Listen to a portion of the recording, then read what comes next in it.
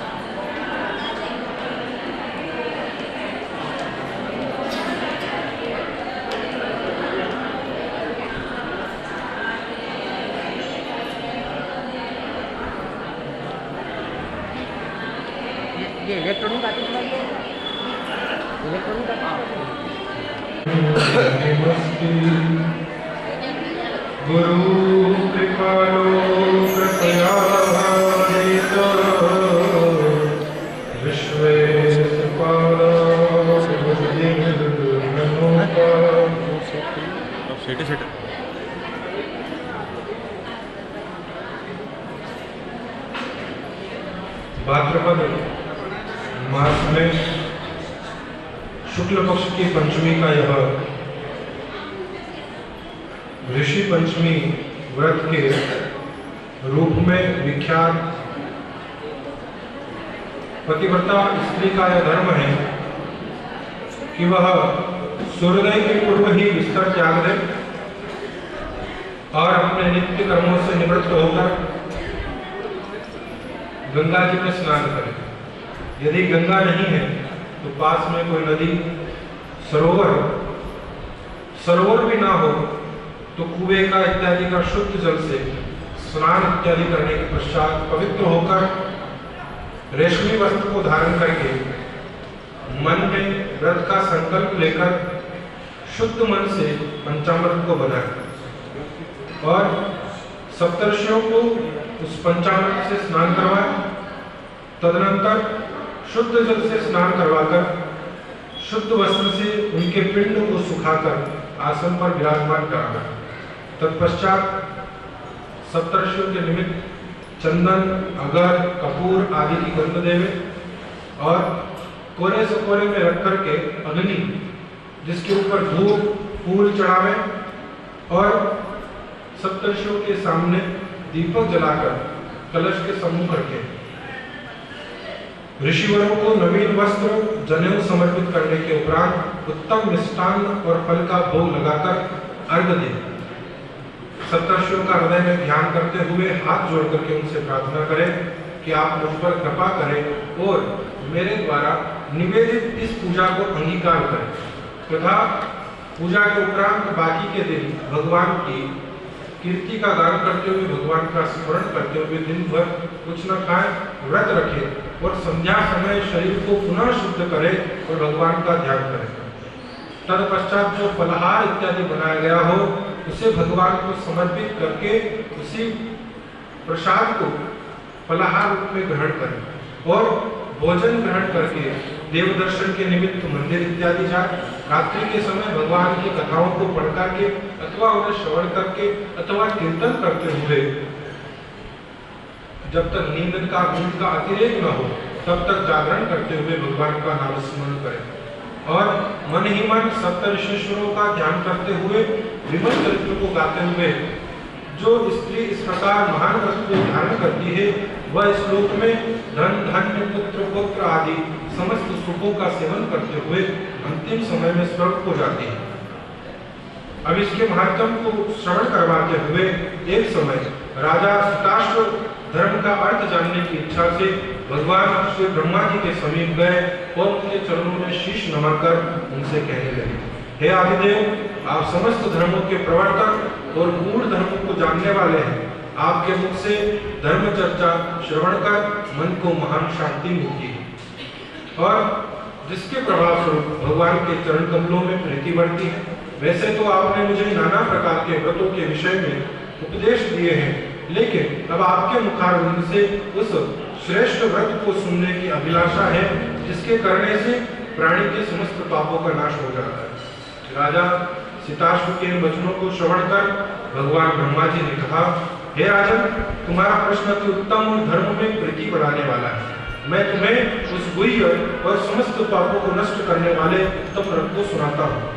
यह व्रत ऋषि पंचमी के नाम से विख्यात है और इस व्रत को ग्रहण करने वाला प्राणी अपने समस्त पापों से सहज ही छुटकारा पा लेता है और उसे नरक में कदापि नहीं जाना पड़ता। इस व्रत का एक अति प्राचीन इतिहास है। इस इतिहास को मैं तुम्हारे सम्मुख वर्णन करता हूँ। भगवान ब्रह्मा जी ने कहा, एक समय की बात है कि विदर्भ देश में उतंक नामक ब्राह्मण अपनी पतिव्रता पत्नी के साथ निवास किया करते थे और ब्राह्मण दंपति के घर एक पुत्र और एक पुत्री भी थी। पुत्र का नाम था सुविभूषण और जो बड़ा ही कुशाग्र और तीक्ष्ण बुद्धि वाला था। अल्पकाल में ही जिसने चारों वेदों को पढ़ लिया। और हे राजन, उतंक ने अपनी पत्नी की सलाह से अपनी पुत्री का विवाह एक सुयोग्य ब्राह्मण कुमार के साथ कर दिया, किंतु विधाता की गति कुछ ऐसी थी कि वह ब्राह्मण कन्या विवाह के होने के पश्चात ही विधवा हो। और विधवा होने के पश्चात वह ब्राह्मण कन्या अपने धर्म का पालन करती हुई अपने पिता के यहाँ रह करके ही अपने समय को व्यतीत करने लगी। कन्या के दुख से दुखी होकर उतंक अपने घर बार को अपने पुत्र को सौंपकर अपने स्त्री और अपनी कन्या को लेकर गंगा जी के किनारे चला गया और आश्रम बनाकर वेदों का पठन पाठन करने लगा। उसके बाद कुछ ब्राह्मण बालक भी वेद पढ़ने के लिए आने लगे। कन्या अपने धर्म का पालन करती हुई अपना समय व्यतीत कर रही थी। नित्य प्रति मन लगाकर माता पिता की सेवा करती और एक दिन समस्त कार्यों से थक कर वह एक शिला पर आराम करने के लिए लेट गई। थकान के कारण उसे अपने शरीर की सुधि नहीं रही और भगवान की गति से अर्धरात्रि के समय यकायक उसके शरीर में कीड़े उत्पन्न हो गए। और शिष्यों ने जब उस वस्त्रहीना कन्या के शरीर पर कीड़ों को देखा तो उन्होंने जाकर अपने गुरु की पत्नी को अर्थात गुरु माता को जाकर के बताया। कन्या के शरीर में कीड़े पड़ जाने की बात को श्रवण करती ब्राह्मणी कातर स्वर में मिलाप करती हुई उस शिला के पास पहुंची जहां उसकी वस्त्रहीना कन्या बैसुत स्थिति में पड़ी हुई थी। उसके शरीर पर कीड़ों को देखकर वो बहुत दुखी हुई और विलाप करने लगी। ब्राह्मणी विलाप करते करते अचेत हो गई। जब उसे वापस होश आया तो उसने अपनी सोती हुई कन्या को गोद में उठाकर अपने पति उतंत ऋषि के सामने ले जाकर के रख दिया। कन्या की दशा को दिखाते हुए उस ब्राह्मणी ने अपने पति से कहा, हे स्वामी, आप कृपा कर मुझे यह बताएं कि मेरी इस साध्वी कन्या की दुर्दशा किस दुष्कर्म के कारण हुई है। अपनी भार्या की बातों को श्रवण करके उतंत ऋषि थोड़ी देर के लिए शांत होकर हृदय में भगवान का ध्यान करने लगे और उन्होंने अपनी ज्ञान शक्ति के द्वारा कन्या के पूर्वजन्म का समस्त वृत्तांत को जान लिया। तब वे अपने नेत्र खोलकर बोले, हे प्रिय, यह कन्या अपने पहले 7वें जन्म में एक ब्राह्मणी और उस समय इसने एक समय रजस्वला होते हुए भी मासिक धर्म के होने के उपरांत भी घर के घड़े आदि बर्तनों को छू लिया और उसी पाप के कारण इसके शरीर में कीड़े पड़ गए हैं। हे रजस्वला स्त्री पहले दिन चांडालिनी, दूसरे दिन ब्रह्म हत्यारिणी, तीसरे दिन रजत और चौथे दिन वह स्नान करने के पश्चात शुद्ध होती है। उसके शुद्ध होने के बाद अपनी सखियों के साथ ऋषि पंचमी व्रत को देखकर भी इसका आदर नहीं किया और व्रत के दर्शनों के प्रभाव से तो वह इस जन्म में उत्तम ब्राह्मण कुल प्राप्त हुआ, लेकिन व्रत का तिरस्कार करने के फलस्वरूप इसके शरीर में कीड़े पड़ गए। मुनि के वचनों को सुनकर वह सुशीला स्त्री कहने लगी कि हे स्वामी, जिस व्रत के दर्शन मात्र से ही आपके समान ब्रह्म तेजमय उत्तम कुल में जन्म प्राप्त हुआ और जिसके तिरस्कार करने मात्र से शरीर कीड़ों से भर गया, उस महान आश्चर्यजनक व्रत को आप कृपा करके मुझसे सुनाएं। उतंत ऋषि ने प्रसन्न होकर बोला, हे सुशीले, यह व्रत समस्त व्रतों में उत्तम और इसके प्रभाव से समस्त पाप नाश हो जाते हैं। इस व्रत को धारण करने वाला निश्चय ही समस्त प्रकार के दैहिक और भौतिक तापों से छूट जाता है और इस व्रत को धारण करने से स्त्री सौभाग्य को प्राप्त करती है। यह महान व्रत भादव मास के शुक्ल पक्ष में पंचमी को होता है। स्त्री को चाहिए कि वह गंगा इत्यादि पवित्र नदी में स्नान करने के पश्चात नित्य कर्म करे और सप्तर्षियों को स्नान इत्यादि करने के पश्चात पंचामृत से विधि विधान से श्रद्धा भक्ति पूर्वक उन्हें चंदन, अगर, कपूर इत्यादि गंध से, पुष्प से, धूप, दीप आदि निवेदित करे, पवित्र वस्त्र यज्ञोपवीत सहित उन्हें प्रदान करे, उत्तम फल मिष्टान का भोग लगाए, अर्घ दे और सप्तर्षि कश्यप, अत्रि, भरद्वाज, विश्वामित्र, गौतम, जमदग्नि और वशिष्ठ जी का ध्यान करते हुए इस प्रकार प्रार्थना करें कि हे श्रेष्ठ ऋषिश्वरों, आप मेरी पूजा को स्वीकार करके मुझे कृतार्थ करें और मेरे द्वारा निवेदित किए हुए इस अर्घ्य भोग आदि को स्वीकार करें। इस प्रकार जो स्त्री ब्रह्मचर्य धारण करती हुई इस व्रत को करती है, वो उत्तम फल को प्राप्त करती है। इस व्रत का फल समस्त तीर्थों के दर्शन एवं समस्त दानों से भी श्रेष्ठ माना गया है। जो स्त्री सुख पाने की इच्छा से इस व्रत को धारण करती है, वह सुंदर स्वरूप और उत्तम गुणों से परिपूर्ण पुत्र पौत्र आदि को प्राप्त करती है। इस लोक में उसे समस्त भोग प्राप्त होते हैं और परलोक में भी अक्षय गति को वह प्राप्त करती है। इस ऋषि पंचमी व्रत के प्रभाव से उसे अपने पूर्वजन्म का स्मरण बना रहता है। इस प्रकार से यह कथा कहकर अब युधिष्ठिर महाराज ने भविष्योत्तर पुराण की ऋषि पंचमी कथा के बारे में भगवान से प्रश्न किया कि मैंने आपके श्रीमुख से अनेक व्रतों को श्रवण किया है, अब आप कृपा करके अपने समस्त पापों को नष्ट करने वाला उत्तम व्रत सुनाएं। राजा के वचनों को सुनकर भगवान श्री कृष्ण ने कहा कि राजन, मैं तुम्हें ऋषि पंचमी का उत्तम व्रत सुनाता हूँ, जिसको धारण करने से स्त्री समस्त पापों से छुटकारा प्राप्त कर लेती है। और हे राजन, जो स्त्री मासिक धर्म में घर गृहस्थी के कर्मों में वस्तु आदि को छूती है, वह अवश्य ही नरक हो जाती है। अतः चारों वर्णों के लोगों को चाहिए कि वह रजस्वला स्त्री को घर का कार्य न करने दे। और हे नरोत्तम, पूर्व समय में वृत्तासुर का वध करने के कारण इंद्र को ब्रह्म हत्या का महान पाप लगा था। तब ब्रह्मा जी ने कृपा करके इंद्र के उस पाप को 4 स्थानों में बांट दिया।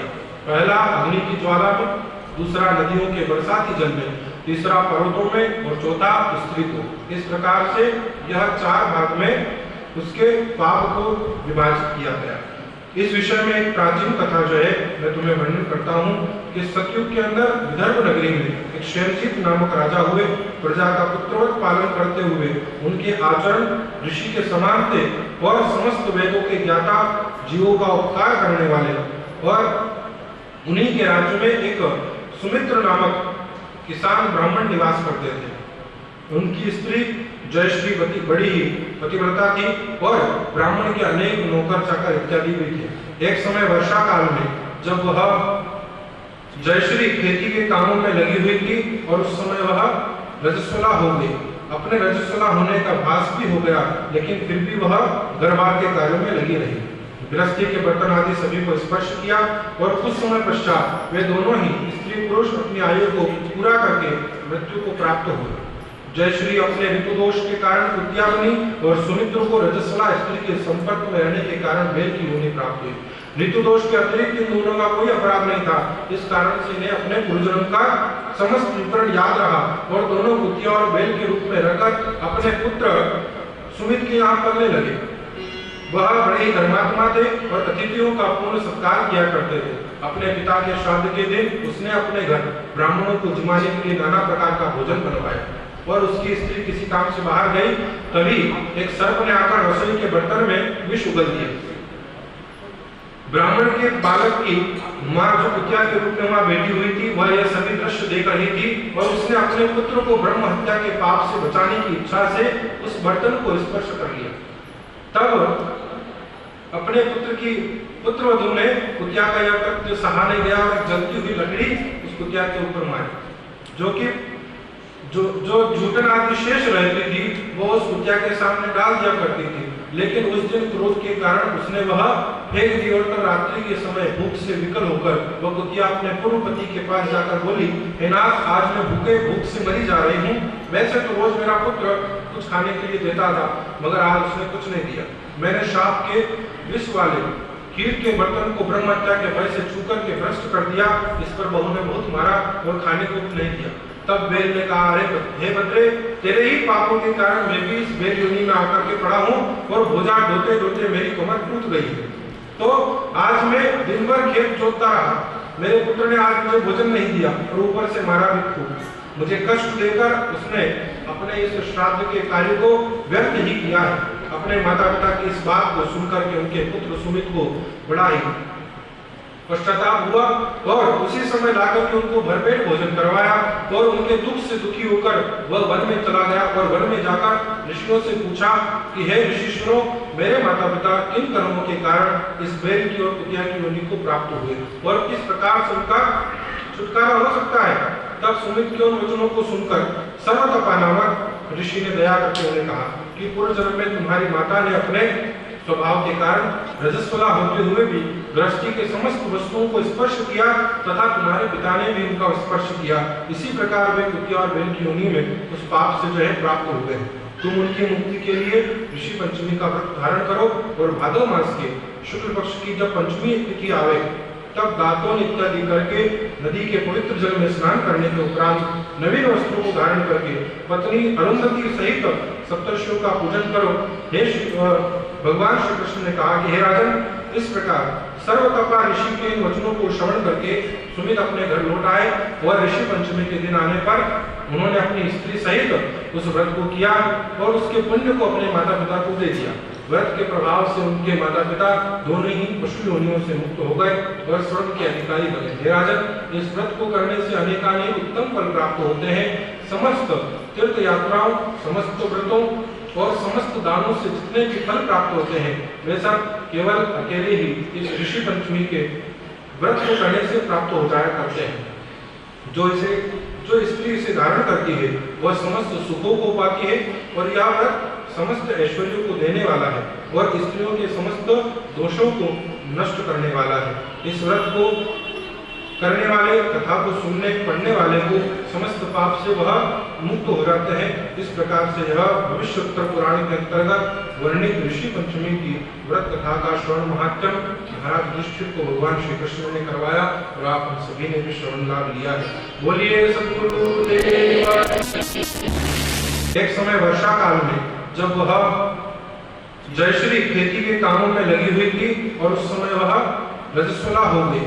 अपने रजस्वला होने का भास भी हो गया, लेकिन फिर भी वह गर्भार के कार्यों में लगी रही। गृहस्थी के बर्तन आदि सभी को स्पर्श किया और कुछ समय पश्चात वे दोनों ही स्त्री पुरुष अपनी आयु को पूरा करके मृत्यु को प्राप्त हुए। जयश्री अपने ऋतु दोष के कारण कुतिया बनी और सुमित्र को रजस्वला स्त्री के संपर्क में रहने के कारण बैल की योनि प्राप्त हुई। ऋतु दोष के अतिरिक्त इन दोनों का कोई अपराध नहीं था, इस कारण से इन्हें अपने पूर्वजन्म का समस्त विवरण याद रहा और दोनों कुतिया और बैल के रूप में रहकर अपने पुत्र सुमित के यहाँ पलने लगे। वह बड़े धर्मात्मा थे और अतिथियों का पूर्ण सत्कार किया करते थे। अपने पिता के श्राद्ध के दिन उसने अपने घर ब्राह्मणों को जिमाने के लिए नाना प्रकार का भोजन बनवाया और उसकी स्त्री किसी काम से बाहर गई, तभी एक सर्प ने आकर रसोई के बर्तन में विष उगल दिया। ब्राह्मण के बालक की मां जो कुतिया के रूप में वहां बैठी हुई थी, वह यह सभी दृश्य देख रही थी और उसने अपने पुत्र को ब्रह्म हत्या के पाप से बचाने की इच्छा से उस बर्तन को स्पर्श कर लिया। तब अपने पुत्र वधु ने कुतिया का यह कृत्य सहा नहीं गया और जलती हुई लकड़ी उस कुतिया के ऊपर मारी, जो कि जो जूठन आदि शेष रहती थी वो उस कुतिया के सामने डाल दिया करती थी। लेकिन उस दिन क्रोध के कारण उसने वह फेंक दी और तब रात्रि के समय भूख से विकल होकर वह कुतिया अपने पूर्व पति के पास जाकर बोली, हे नाथ, आज मैं भूख से मरी जा रही हूँ। वैसे तो रोज मेरा पुत्र कुछ खाने के लिए देता था, मगर आज उसने कुछ नहीं दिया।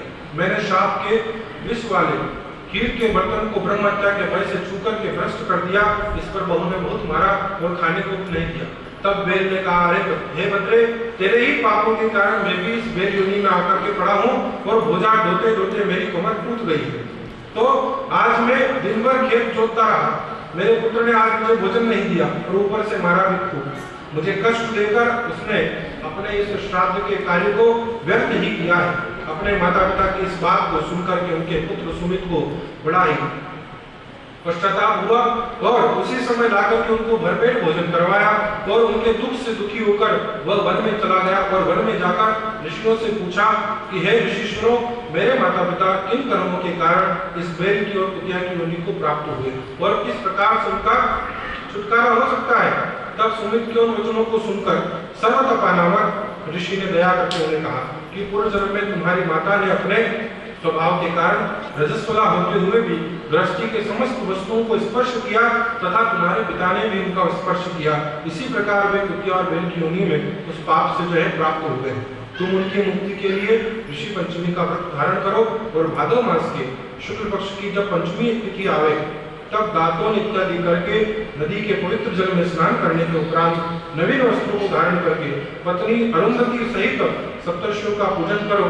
हे भगवान श्री कृष्ण ने कहा कि हे राजन, इस प्रकार सर्वतपा ऋषि के इन वचनों को श्रवण करके सुमित अपने घर लौट आए और ऋषि पंचमी के दिन आने पर उन्होंने अपनी स्त्री सहित उस व्रत को किया और उसके पुण्य को अपने माता पिता को दे दिया।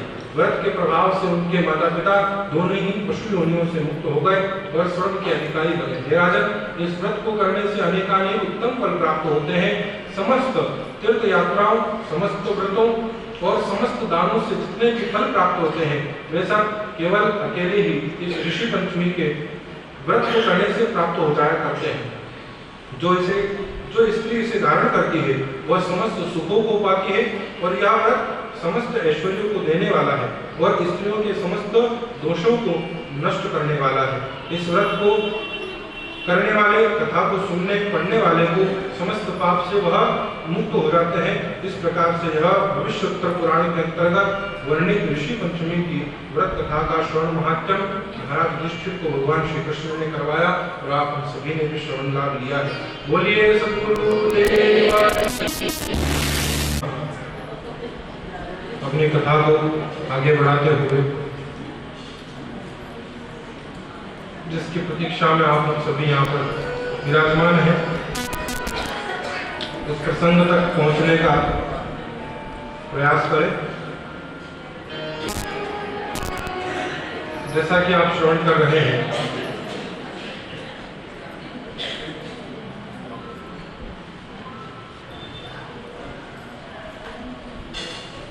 सागर मंथन ये और कुछ नहीं, मन रूपी क्षीर सागर का मंथन ही समुद्र मंथन बताया है महात्माओं ने। और इस मन रूपी सागर को, मन में उत्पन्न होने विचारों को मथने के फलस्वरूप ही मन में प्रेम रूपी अमृत का उदय होना ही है। और उसका पान करके जो रोग शोक इत्यादि हैं, जो भव बाधाएं हैं, उनका निवारण करना ही समुद्र मंथन का उद्योग महात्माओं ने अपनी तात्विक दृष्टि से प्राणी मात्र के कल्याण के लिए प्रकट किया है।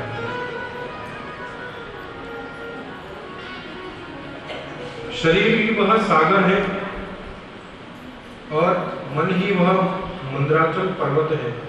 और वासना रूपी वासुकी नाग की नेकी से इस मन रूपी मंद्राचल पर्वत को विचारों रूपी क्षीर समुद्र का मंथन यदि किया जाए, उस मंथन के अंत में प्रेम रूपी अमृत का प्रकटीकरण होता है।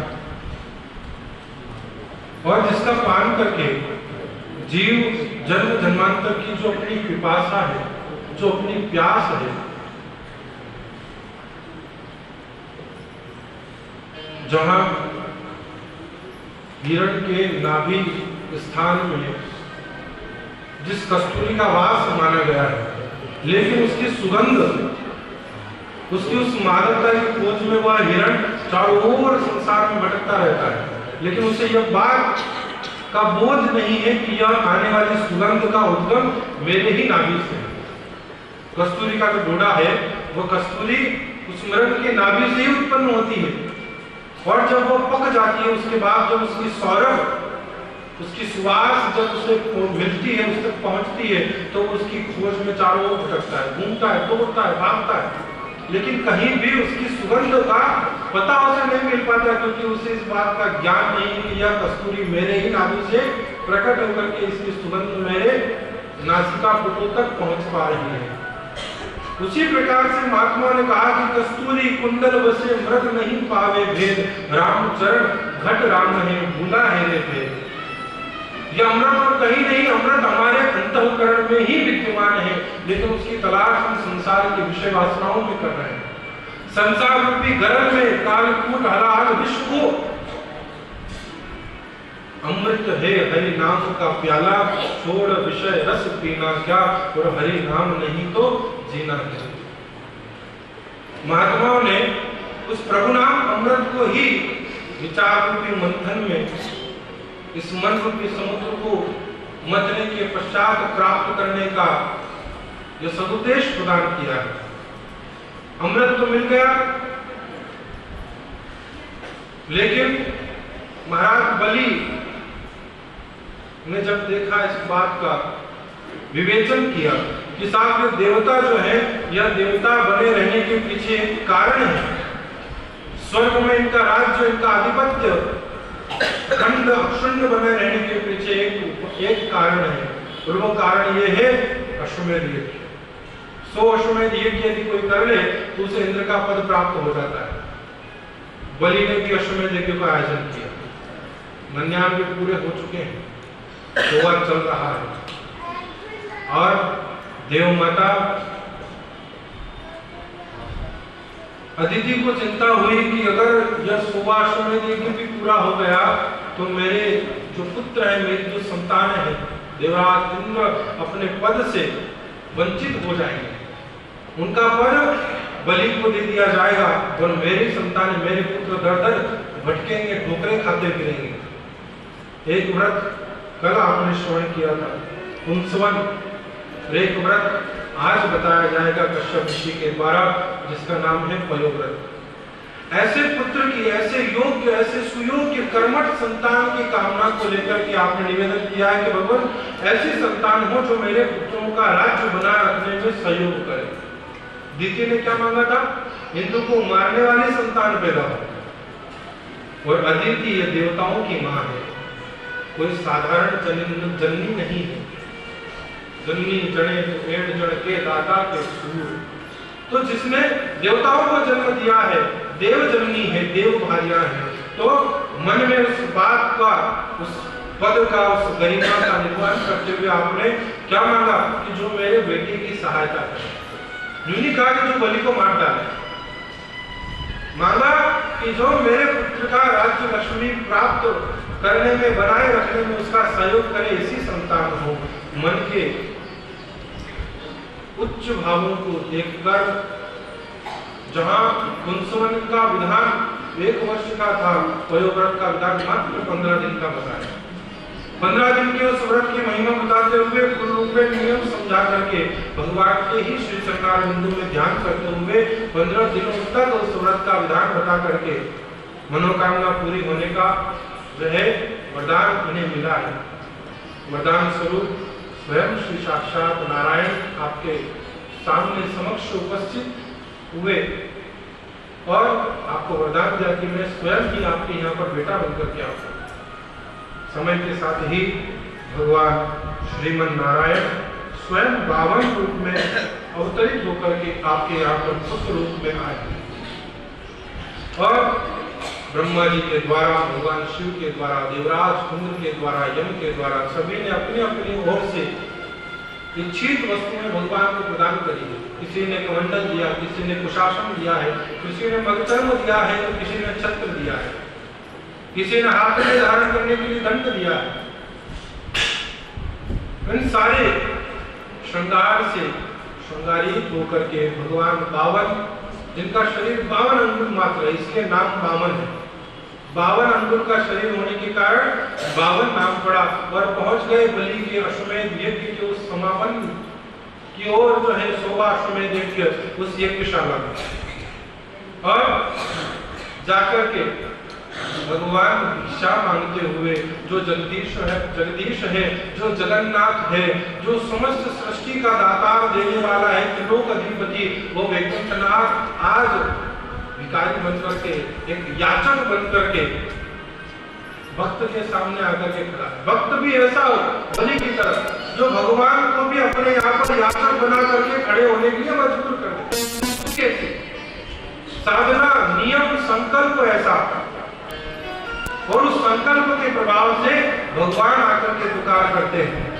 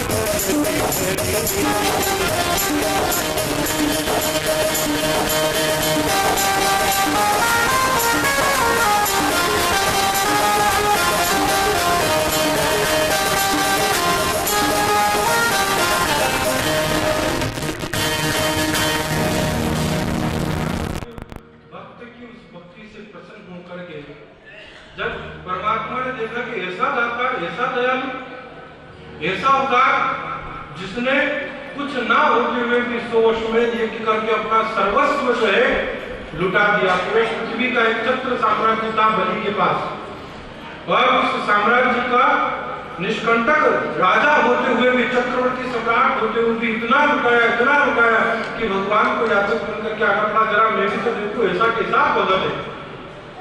100वें अश्वमेध में भगवान स्वयं वामन के रूप में अवतार लेकर के पहुंच गए यज्ञशाला में जाकर के। भगवान के उस वामन अंग की छोटी सी देह को देख करके, दिव्य तेज परम कांतिमय वह स्वरूप देख करके, लावण्य देख करके बलि मन ही मन आज प्रसन्न हो गया कि वो देखो तो आज कौन ऐसा चमत्कारी, ऐसा कोई दिव्य कांतिमय तेजमय, यह ब्राह्मण संतान के रूप में कोई ब्रह्मचारी जो है, ऐसा लगता है मानो त्रिभुवन का रूप सौंदर्य अपने अंदर समावेश करके मेरे द्वार पर याचक बनकर के आया।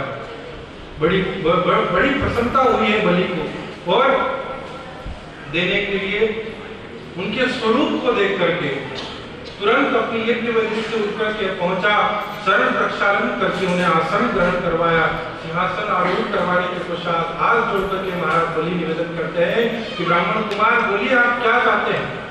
शुक्राचार्य ने एक तरफ बुलाया कि अरे बलि जरा गुरु जी आके, तू जानता है कौन है? ये वही है जिसने आज तक तुम दैत्यों को जो है ठगा है, आज तक तुम असुरों का राज्य स्वर्ग में नहीं होने दिया, जिसने आज तक देवताओं का साथ दिया है, देवताओं का ही पक्ष लिया है, ये वही वैकुंठ निवास करने वाला वही नारायण है। अरे क्या बात कर रहे हो गुरु जी, ये वही है जगदीश, दुनिया का सबसे बड़ा एक नंबर का ठगोरा, आज तुझे ठगने के लिए आया है। गुरु जी धन्यवाद है मेरे, जो आज भगवान स्वयं त्रिलोकीनाथ मेरे यहाँ आकर के याचक बनकर जो दुनिया को देता है, वो आज स्वयं हाथ मिला करके मेरे यहाँ पर मांगने के लिए खड़ा है। इससे बढ़कर के मेरे यज्ञ की सफलता और क्या होगी। शुक्राचार्य जी ने कहा बावला हो गया है, पागल हो गया है, देने की गलती भी मत कर लेना, लौटा दे इसको, भेज जाओ वापस यहाँ से, कुछ मत दे, फूटी फोड़ी मत देना इसको मांगे, ये ठगने आया तुझे ठग लेगा, भेज दे जा वापस। बलि ने कहा गुरु जी कैसी बात करते हो, कैसी बात करते हो आप, जहां एक और गुरु का दर्जा गोविंद से भी बढ़कर के माना गया। क्यों? क्योंकि गुरु ही गोविंद तक ले जाते हैं। आज जब गोविंद स्वयं चल करके मेरे द्वार आए तो गुरु जी कह रहे कि मना कर दे, लौटा दे वापस, भला ऐसा कैसे हो सकता है?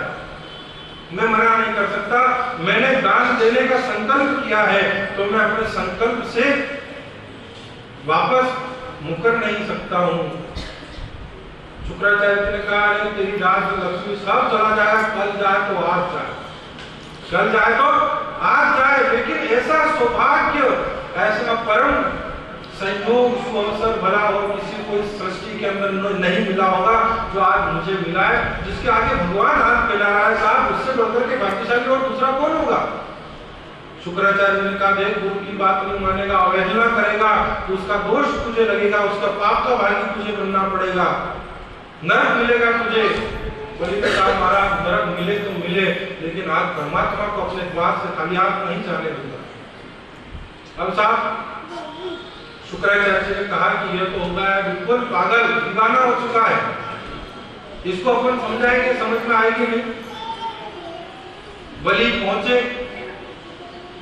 भगवान वामन के सामने जाकर के निवेदन किया ब्राह्मण कुमार आप क्या याचना करना चाहते हैं, आप किस भाव को पूरा करने के लिए, आप कौन सी मनोकामना पूरी करने के लिए मेरे पास आए?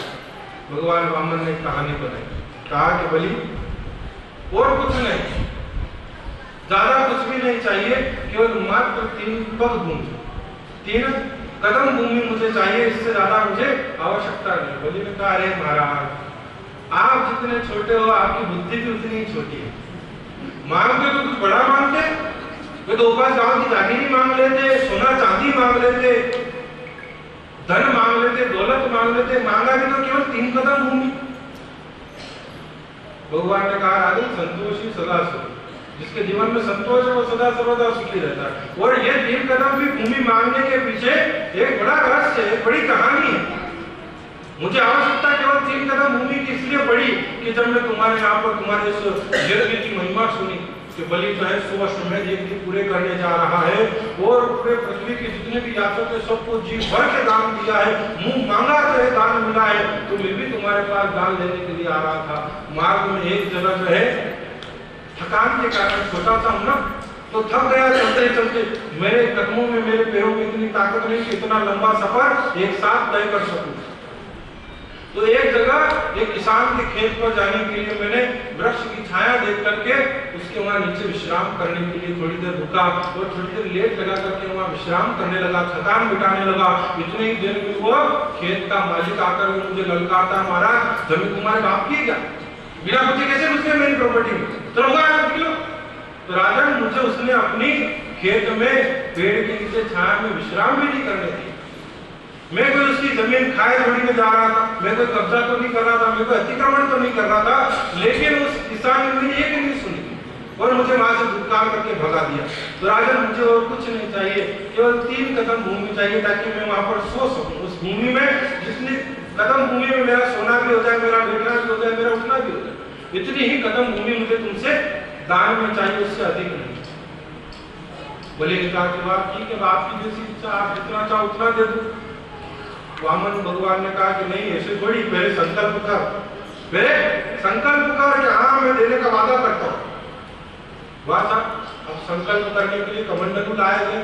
कमंडलू लाता कि उसमें से जैसे जल डालने के लिए कमंडलू झुकाया तो उसका जो मुंह था वो टोटी में जाकर के शुक्राचार्य जी बैठ गए कि कमंडल से जल निकलेगा ही नहीं तो संकल्प होगा ही नहीं, संकल्प होगा ही नहीं तो दान देना ही नहीं पड़ेगा। भगवान ने कहा लगता है कमंडल में कुछ कचरा फंस गया। आपने एक आसन से एक तिनका निकाल करके जो जोर से धक्का दिया तो शुक्राचार्य जी की एक आंख टूट गई। अब साहब ऐसी स्थिति हो गई कि सत्कर्म से सत्कार्य से रुकने के कारण गुरु जी को भी दंड सजा भुगतनी पड़ी। और बलि ने हाथ में जल लेकर के जैसे ही संकल्प करके कहा कि मैं जो है वामन ब्रह्मचारी को 3 कदम भूमि दान देने का संकल्प करके जो है छोड़ता हूँ। जैसे संकल्प छोड़ा और जल की जलांतरी जैसे पृथ्वी पर गिरी, भगवान ने अपना शरीर बढ़ाया और शरीर बढ़ाते बढ़ाते बढ़ाते बढ़ाते वामन से विराट हो गए। और ये वामन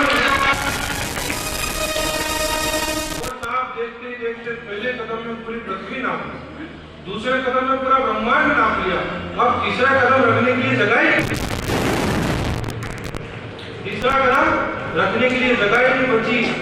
जब भगवान का चरण कमल ब्रह्मलोक में पहुंचा, ब्रह्मा जी ने झट अपने कमंडल में जो है वही जल जो संरक्षित था, जो भगवान कृष्ण और राधा का द्रवभूत स्वरूप, जो भक्तमाल में कथा आई थी, श्रवण करी होगी जिन्होंने, उनको ध्यान है, उसी जल से उस द्रव्य से जो है चरण प्रक्षालन किए और भगवान का चरणामृत अपने कमंडल में जो है संजो करके रखा।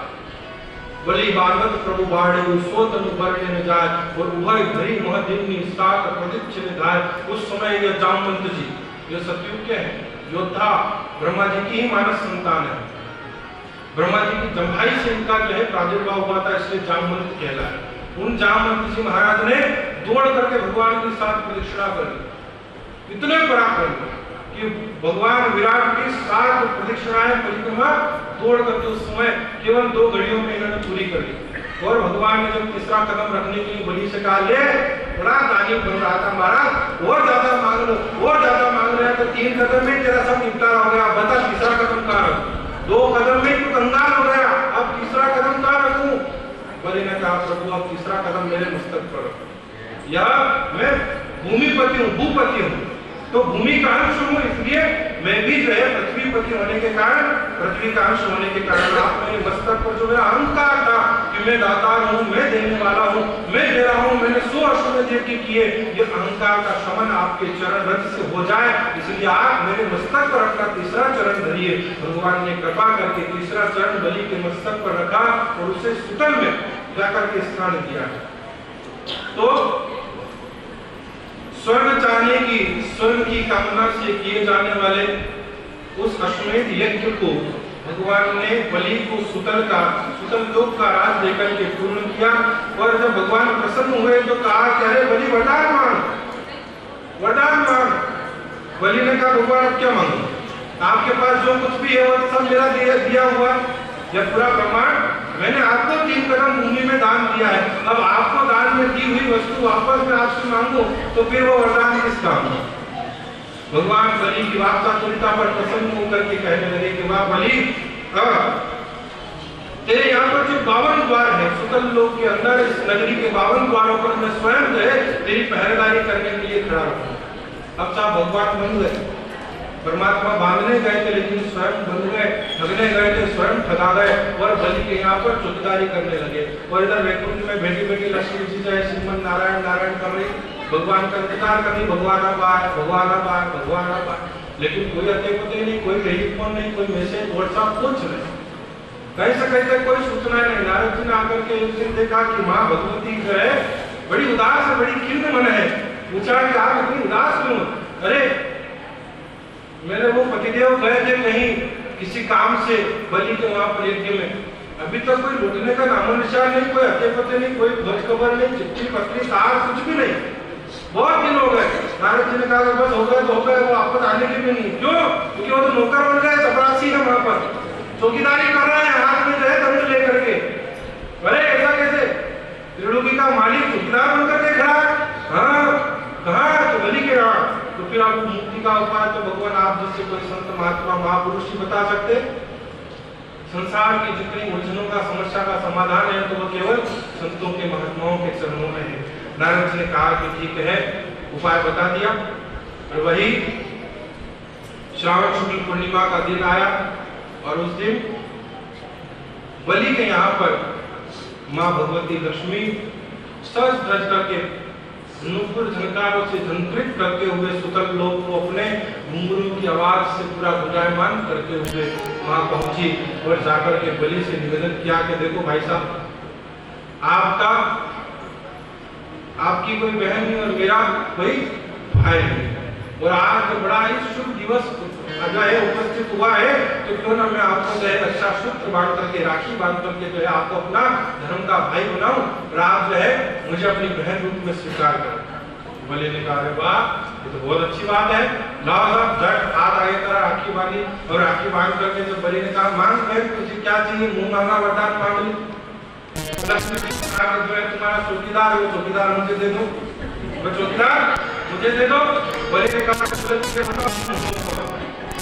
तुम हो चौकीदार से तुम्हारा क्या लेना देना, उससे तुम्हारा क्या संबंध है कि तुम्हारा चौकीदार मेरे वो लगते हैं, तुम्हारा चौकीदार मेरे वो लगते हैं। हो ये रानी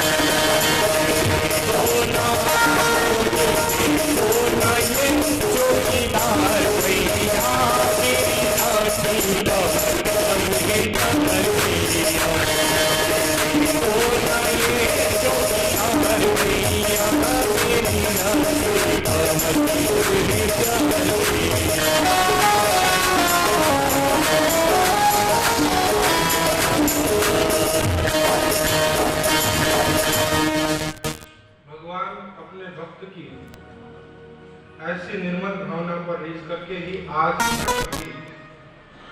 अपने वादे के अनुसार इस चातुर्मासीय अवधि के अंदर 4 महीने तक परमात्मा बलि के यहाँ शीतल लोक में रहकर के उनकी सेवाओं का जो है भोग करते हैं।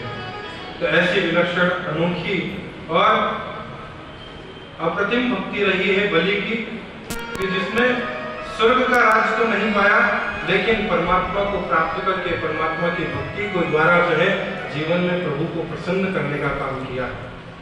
ऐसे ही भगवान की भक्ति से और प्रोक्त यह भागवत के अंदर 3 वंशों का उदाहरण मिलता है, सूर्यवंश, चंद्रवंश और एक महाराज निमि का जनक वंश। इन तीनों वंशों में ज्ञानी, प्रेमी और सूरमा हुए हैं। ज्ञानियों का वंश रहा है महाराज जनक का, महाराज निमि का वंश, जिसमें जितने भी हुए सब परम ज्ञानी, परम विजय, संसार के परम तत्वज्ञ हुए। और सूर्यवंश यह शूरवीरों का वंश रहा है, सूरमाओं का वंश रहा है। सूर्यवंशी जितने भी क्षत्रिय हुए परम प्रतापी हुए, परम प्रतापवान, परम बलवान हुए। और ऐसा वर्णन आता है कि यह चंद्रवंश यह प्रेमियों का वंश रहा है। भागवत कहती है कि संसार में विख्यात, संसार में प्रसिद्ध, इतिहास में उन्हीं का नाम उजागर हुआ है, उन्हीं का नाम स्वर्णिम अक्षरों में युक्त हुआ है, जिन्होंने प्रेम से, जिन्होंने ज्ञान से और जिन्होंने अपने शौर्य से संसार को अपनी शक्तियों के द्वारा, अपने ज्ञान के द्वारा, अपने प्रेम के द्वारा लोक कल्याण के कार्य करते हुए जिन्होंने अपना जीवन व्यतीत किया। और जो स्वार्थ पूर्ति के लिए ही, जो केवल अपनी उदर पूर्ति के लिए ही, जो केवल अपना ही स्वार्थ साधने के लिए जीवित रहे, उनके तो नामो निशान भी आज के संसार में कोई नहीं। और नहीं है विश्वास तो आप देख लो कि भले बुरे पुत्र होते हैं, बिगड़ जाते हैं वंश। विरोचन के बलि भय और उग्रसेन के कंस। अगर संतान सपूत ना हो तो इस प्रकार से पूरे कुल को जो है कलंकित करके उसका नामो निशान मिटाने वाली हो जाती है। लेकिन सुयोग्य संतान हो, आज्ञाकारी संतान हो, जो पूर्वजों के यश को बनाए रखते हुए महापुरुषों ये गतः सपंथा, जिस मार्ग में चल करके महापुरुषों ने अपने जीवन को धन्य किया, जिस ओर वो अग्रसर हुए उसी मार्ग का अनुसरण करते हुए जो अपने जीवन को संपूर्णता के साथ में व्यतीत करे, उन्हीं मनुष्यों का, उन्हीं प्रेमियों का, उन्हीं जीवात्माओं का इतिहास संसार में बन पाया है। वर्णन मिलता है कि सूर्य की संतति होने के कारण ही यह मनु वैवस्वत नाम से, विवस्वान नाम से प्रख्यात हुए। 71 चतुर्युगों के पश्चात एक मनु का कार्यकाल पूरा होता है। सतयुग, त्रेता, द्वापर और कलयुग, ये 71 बार पूरे हो जाए, 71 बार यह इनका चक्र पूरा हो, उसके पश्चात एक मनु का जो है कार्यकाल पूरा होता है। अभी जो मनु का कार्यकाल चल रहा है वो वैवस्वत मनु का कार्यकाल है। संकल्प के अंदर यह कहा जाता है वैवस्वत मनवंतरे। तो विवस्वान जो सूर्य के पुत्र हुए हैं, उन्हीं के वंश में चलकर विश्वाकु आदि बड़े प्रतापी राजा हुए। और ऐसे एक मनवंतर के साथ साथ 14 मनुओं का काल जो पूरा हो, 71 चतुर्युग का एक मनवंतर और 14 मनुओं का काल जब पूरा हो तो 14 मनवंतर के काल का पूरा होने के साथ ही ब्रह्मा जी का कार्यकाल समाप्त होता है। 14 मनु जब बदले तब जाकर के एक ब्रह्मा जी बदलते हैं, एक ब्रह्मा जी का कार्यकाल पूर्ण होता है। तो इस प्रकार से समस्त सृष्टि का क्रम वापस उनके साथ में ही पूरा होने के बाद पुनः प्रारंभ होता है।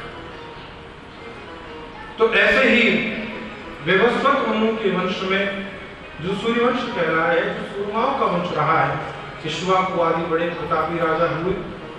सुद्युम्न नाम के जो इला के रूप में भगवान शिव के मां भगवती के द्वारा परिरक्षित वन प्रदेश में प्रवेश करने के फलस्वरूप जो लड़का था वह लड़की के रूप में परिवर्तित हो गया। वह रक्षित प्रदेश था कि वह केवल भगवान शिव और मां भवानी ही उसमें निवास करे। भगवान शिव के अतिरिक्त यदि कोई पुरुष उस वन में प्रवेश करे तो वह स्त्री बन जाए। तो वह जो सुद्युम्न थे वह इला बन गया। इला का विवाह चंद्रमा के साथ हुआ। चंद्रमा के लड़के हुए बुद्ध और वहां से फिर उनके ययाति इत्यादि राजा हुए। वहां से चंद्रवंश का जो है प्रारंभ हुआ। लेकिन बात चल रही है सूर्यवंश की। तो सूर्यवंश के अंदर ही महाराज नाभाग के अम्बरीश हुए हैं, जिनके बारे में आप हम सभी जानते हैं कि जिनकी भक्ति ऐसी थी कि जिन्होंने राजपाट का त्याग करके उसकी ओर से पूरा अपना मन उपराम करके केवल भगवान की सेवा में ठाकुर जी के चरणों में ही अपना समय व्यतीत किया करते थे। प्रातःकालीन दैनिक दिनचर्या से निवृत्त होने के उपरांत जब ठाकुर जी की सेवा में लगते तो रात्रि कालीन तक भगवान के शयन करवाने की सेवा भी आप स्वयं पति पत्नी दोनों ही करते। ऐसी स्थिति में आपके राज्य के कार्य के संचालन हेतु भगवान ने अपना परम पार्षद चक्र सुदर्शन आपकी सेवा में रख दिया। और एक दिन आपकी ख्याति, आपकी कीर्ति, आपकी महिमा को सुनकर दुर्वासा ऋषि का आगमन आपके नगर में हुआ। एकादशी का दिन था। एक दिन पूर्व और एकादशी के व्रत का पालना करना है द्वादशी के दिन। त्रयोदशी लगने से पूर्व यदि पालना नहीं किया तो एकादशी के व्रत का फल नहीं मिलेगा। महात्मा आए, महात्मा को भोजन का निवेदन किया गया, आग्रह किया गया। दुर्वासा ऋषि ने कहा मैं स्नान इत्यादि क्रिया से निवृत्त होने के बाद वापस लौट करके फिर भोजन प्रसाद ग्रहण करूंगा। इधर किसी समापन की ओर है। राजा चिंतित हुए, ऋत्विजों से पूछा।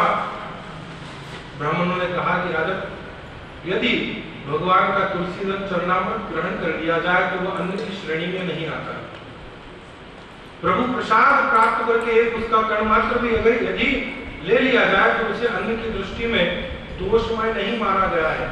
आप तुलसी दल चरणामृत ही ग्रहण कर ले, आपका पालना भी हो जाएगा और आतिथ्य का जो भाव है, अतिथि सत्कार की जो भावना है उसका भी निर्वहन हो जाएगा।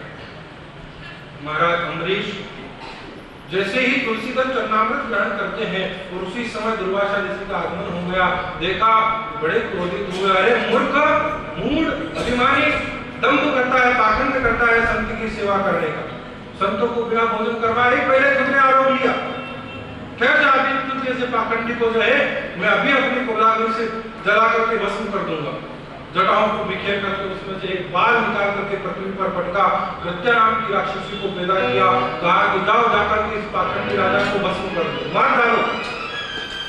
लेकिन साहब डाको राक्षस साइया मार सके ना कोई और बाल में बाका कर सके तो सिर्फ बेटी। इसके रक्षक स्वयं भगवान हो, जिसके रक्षक स्वयं भगवान के परम पार्षद चक्र सुदर्शन जहां पर उपस्थित थे। देखा प्रत्या को बढ़ता हुआ, तुरंत दौड़े आए और प्रत्या का जय बंद कर दिया। अब साहब प्रत्या का उद्गम करने वाले, प्रत्या को पैदा करने वाले दुर्वासा ऋषि के पीछे पड़ गए। अम्बरीश अपराध के भगवत मुंह देखा, दौड़ पड़े दुर्वासा ऋषि प्राणों की रक्षा करने के लिए 1 वर्ष तक भागते रहे। भगवान शिव के पास गए, भगवान ने भी मना कर दिया कि साहब भक्त अपराध है, यह मेरा अपराध नहीं है, ये भगवान के वैकुंठ नारायण के भक्त का अपराध है, इसमें मैं तुम्हारी कोई मदद नहीं कर सकता। ब्रह्मा जी के पास आए तो ब्रह्मा जी ने देख करके किवाड़ दरवाजे बंद कर दिए। अब तो साहब दौड़े दौड़े भगवान वैकुंठ नाथ के पास गए। जाकर के भगवान ने भी अपने कान बंद कर दिए। अम्बरीश अपराध थे भगवत मुंदे का।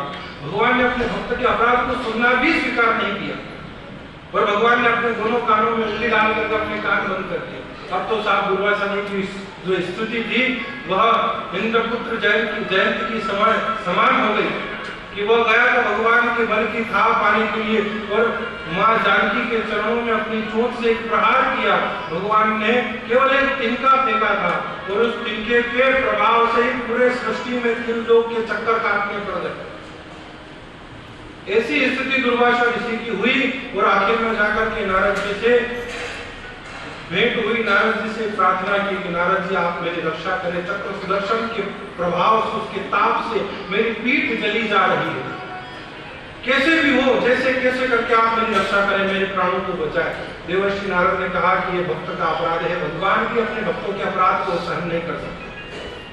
भगवान का स्वयं का वाक्य है, जे कोई मेरे भक्त को अति दुखदायी होए तो श्रीपति मुख ऐसे कहो तू जड़ा मूल से खोए।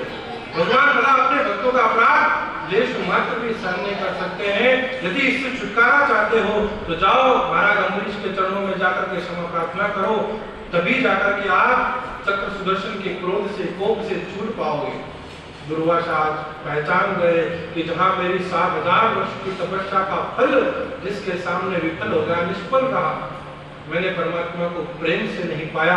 मैंने तपस्या करी, मैंने साधना करी, लेकिन प्रेम के आगे, भक्ति के आगे यहाँ साधना तपस्या आज गौण हो गई, क्षीण हो गई। दुर्वासा की 7000 वर्ष की तपस्या जाकर के महाराज अम्बरीश के चरणों में लौट गए, प्रणाम किया। महाराज अम्बरीश तो भगवत राम स्मरण कर रहे थे। 1 वर्ष बीत गया, 1 वर्ष तक महाराज अम्बरीश ने केवल वही तुलसी चरणामृत का पान किया, तो उसके पश्चात कोई अन्न का दाना तक ग्रहण नहीं किया। उसी स्थिति में प्रतीक्षारत संत के अपराध को स्वयं दोषी मान करके वहां पर तटस्थ भाव से भगवान के सामने खड़े रहे। ऐसी स्थिति में आकर के जब दुर्वासा ऋषि चरणों में गिरे, देख करके जो है अम्बरीश बड़े पश्चाताप करते हैं, उनसे कहते हैं भगवान आप तो संत हैं, आप वंदनीय हैं, पूजनीय हैं, हमारे गुरु हैं, और आपका इस प्रकार से क्षमा प्रार्थना करना मुझे जो है नरक का भागी बनाएगा, मुझे दोष लगाएगा, मेरे ऊपर कलंक लगेगा, मेरी भक्ति में यह दोष है, यह कलंक है मेरी भक्ति के लिए, आप इस प्रकार से क्षमा प्रार्थना ना करें। लेकिन आज दुर्वासा को अपनी तपस्या के ऊपर जो अहंकार का, जो गर्व था, जो गुमान था, वह गर्व गुमान भक्ति के प्रभाव के सामने तिरोहित हुआ है, गलित हुआ है। आज पहचान गए कि भक्ति के अंदर ही सर्व सामर्थ्य है, जो भगवान को भी अपने उस सर्व स्वतंत्र सत्ता को भी जो है अपने अधीन करने के लिए मजबूर कर देते हैं। इसलिए परमात्मा बार बार कहते हैं अहम भक्त पराधीनो न्याय स्वतंत्र वेद्विज। भगवान ने दुर्वासा ऋषि से यह कहा कि ऋषि प्रवर है, ब्राह्मण है, द्विज, मैं केवल अपने पूर्ण रूपेण भक्तों के ही आश्रित हूँ, भक्तों के ही अधीन रहकर के कार्य करता हूँ, मेरा अपना कोई सर्व स्वतंत्रता नहीं। अहम भक्त पराधीन हूँ, मैं तो भक्तों के अधीन रहकर के कार्य किया करता हूँ। यहाँ भक्ति की ऐसी बड़ी विलक्षण महिमा को भगवान ने महाराज अम्बरीश के माध्यम से प्रकट किया है।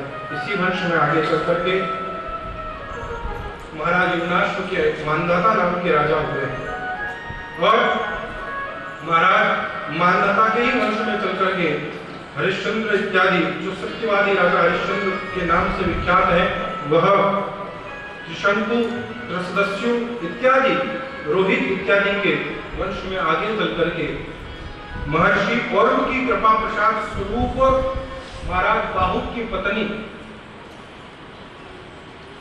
जो गर्भवती थी, लेकिन अनायास ही अपने पति की मृत्यु के साथ जब उनके साथ सती होना चाहा, तो महर्षि पौरव ने आकर के इन्हें रोका कि आप गर्भवती हैं और आपका इस प्रकार से गर्भस्थ शिशु को लेकर के आत्मदाह करना उचित नहीं है।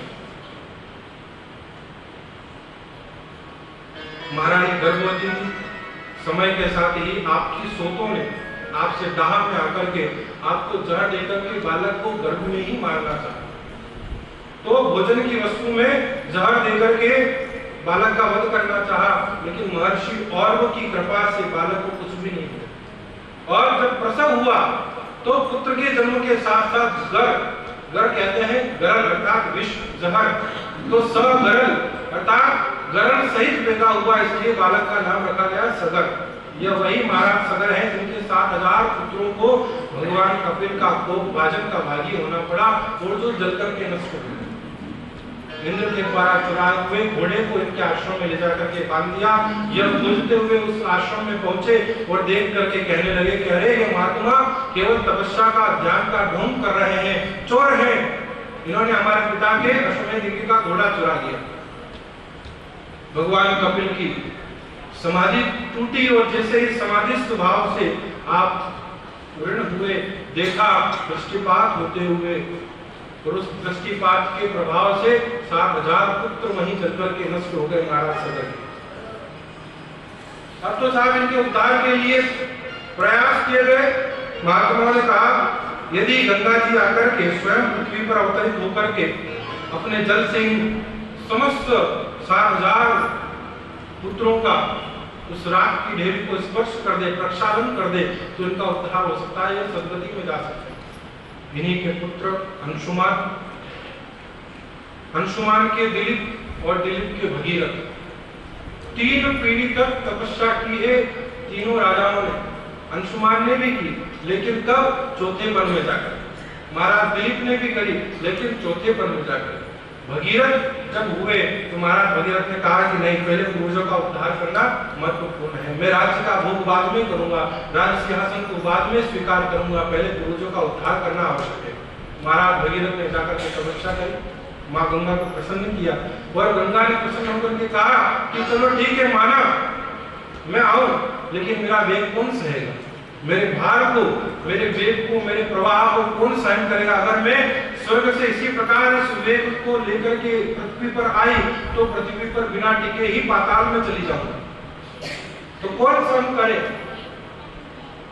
माँ गंगा ने कहा कि यदि भगवान शिव मुझे अपने सिर पर, मस्तक पर धारण करने के लिए तैयार हो तो मैं पृथ्वी पर आने के लिए राजी हूँ। भगवान शिव को प्रसन्न किया गया, भगवान शिव की आराधना की गई, और भगवान शिव को प्रसन्न करके भगवान शिव ने दर्शन देकर के कहा कि ठीक है साहब, अगर तुम्हारे पूर्वजों का, तुम्हारे मनुष्यों का उद्धार करना है तो मैं गंगा को अपने सिर पर धारण करने के लिए तैयार हूं।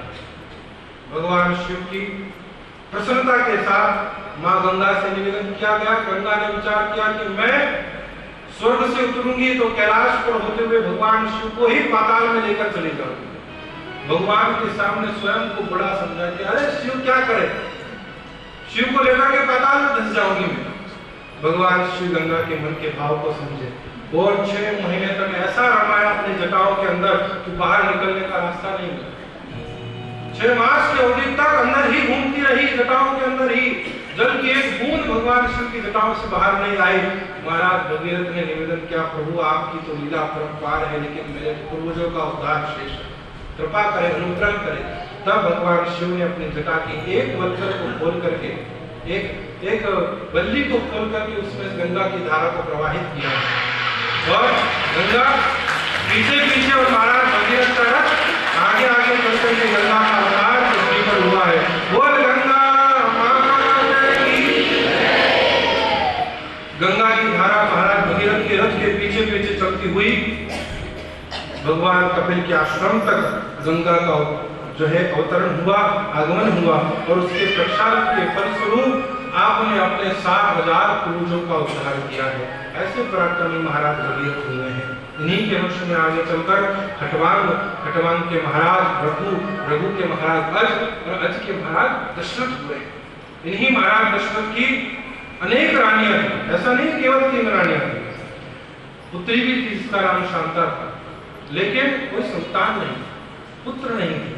पुत्र प्राप्ति के लिए पुत्र कामेष्टि यज्ञ करवाया गया, अंगिरा आदि ऋषियों को बुलाकर भगवान वशिष्ठ के सानिध्य में, और स्वयं अग्निदेव ने प्रकट होकर के पायस का खीरान का चरु इन्हें देकर के आपसे कहा है कि इसे संभाग में अपनी रानियों को दे करके आप भगवान की कृपा से आपके यहाँ पर जो है संतान पुत्र होंगे।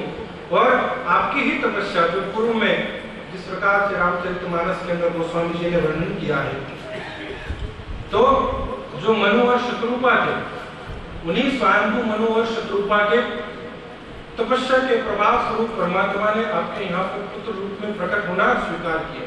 और एक और कश्यप और अदिति का भी प्रसंग मिलता है कि महर्षि कश्यप और अदिति ने भी भगवान को पुत्र रूप में प्राप्त होने के लिए तपस्या करी। तो भगवान